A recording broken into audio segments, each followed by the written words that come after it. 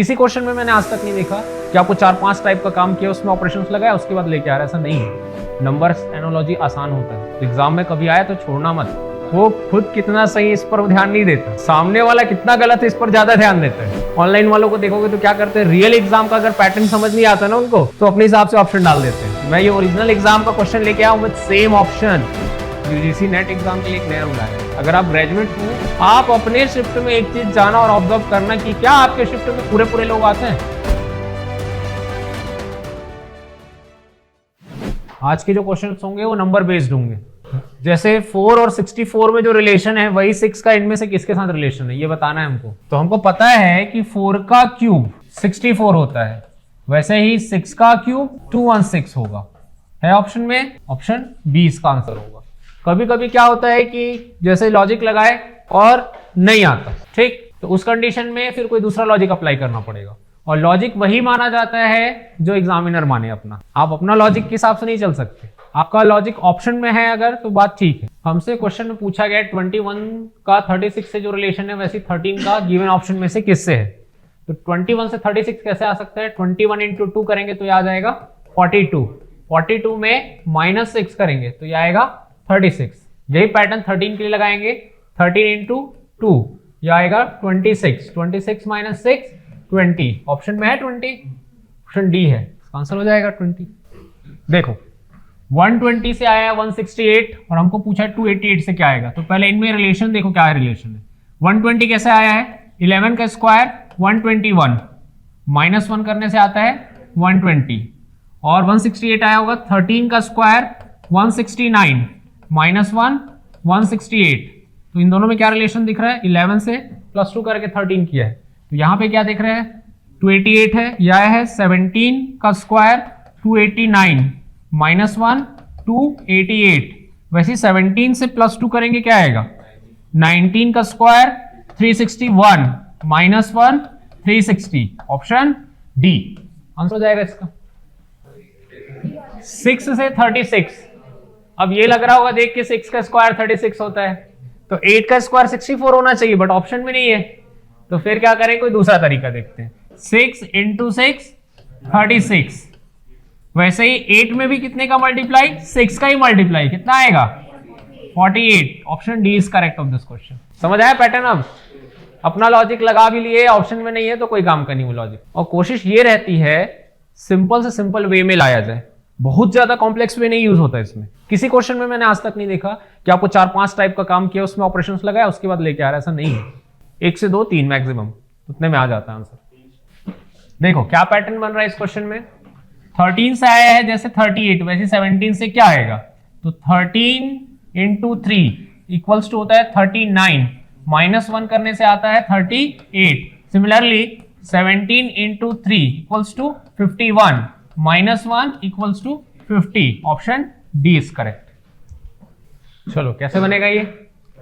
12 से 46 आया, वैसे 18 से क्या आएगा, तो 12 into 4 equals to 48, -2 equals to 46। Similarly 18 into 4 72, -2 equals to 70, option C is correct of this question. Numbers analogy आसान होता है, तो एग्जाम में कभी आया तो छोड़ना मत, बनाना थोड़ा सा एफर्ट लगाना पड़ता है, बन जाता है, बट एक क्वेश्चन तो रहेगा आपके, एसएससी दो, रेलवे दो या बैंक दो, एक क्वेश्चन मिलेगा। एक लॉजिक इसमें ये लगा है 15 इंटू 4 इक्वल्स टू 60, 60 प्लस 5 65। वैसे ही 24 इंटू 5 ये आएगा 120 प्लस 6 126। पैटर्न क्या है, 4 यहां से मल्टीप्लाई हुआ है और 5 यहां पे प्लस हुआ है, 4 और 5। वैसे यहां 5 से 6 हुआ है, 1 इंक्रीज हो रहा है। मजा नहीं आ रहा है तो तुम्हारे मजा आने के लिए थोड़ी ना कर रहे हैं क्वेश्चन। ह्यूमन की जनरल टेंडेंसी यही होती है, वो खुद कितना सही इस पर ध्यान नहीं देता, सामने वाला कितना गलत है इस पर ज्यादा ध्यान देता है। इसलिए आदमी ग्रो नहीं कर पाता, इंप्रूव नहीं कर पाता। जब आप अपनी गलतियों पे ध्यान दोगे तो आप इंप्रूव कर पाओगे।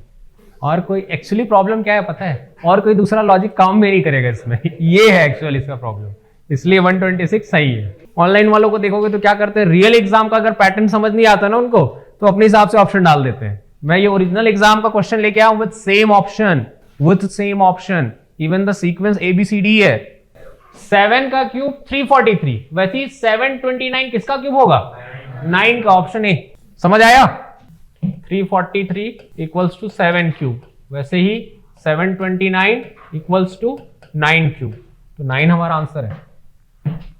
9 से जैसे 20 आया वैसे 21 से क्या आएगा ये पूछा है, तो 9 into 2 equals to 18, 18 plus 2 equals to 20। Similarly 21 into 2 equals to 42, 42 plus 2 equals to 44। Option D is correct of this question. समझ आ रहा है?